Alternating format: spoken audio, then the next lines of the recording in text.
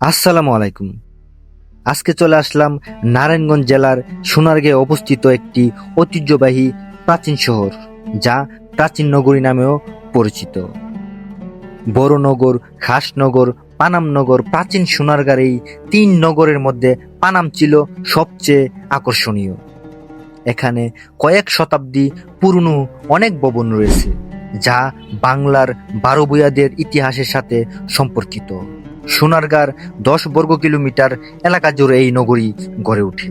15 শতকে ঈসা খাঁ বাংলার প্রথম রাজধানী স্থাপন করেছিলেন এই সোনারগাঁয়ে। পূর্বে মেঘনা আর পশ্চিমে শীতলক্ষ্যা নদীপথে বিলেত থেকে আসতো বিলাতি থান কাপড় এবং দেশ থেকে যেত মসলিন কাপড়।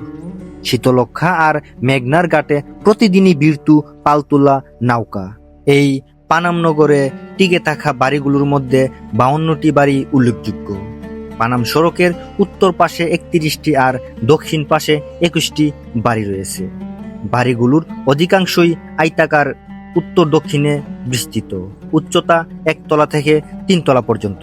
এবং নগরীর ভিতরে আবাসিক ভবন ছাড়াও আছে মসজিদ, মন্দির, গির্জা, মঠ, গোসলখানা, নাচঘর, পান্থশালা, চিত্রশালা, খাজাঞ্চিখানা, দরবার কক্ষ, গুপ্তপথ, বিচারালয়, পুরনো জাদুঘর। এছাড়া আছে 400 বছরের পুরনো টাকশাল বাড়ি। সোনারগাঁও লোকশিল্প জাদুঘর থেকে পশ্চিম দিকে রয়েছে গোয়ালদি হোসেন শাহী মসজিদ। এ মসজিদটি সুলতান আলাউদ্দিন হোসেন শাহীর শাসনামলে নির্মিত হয়।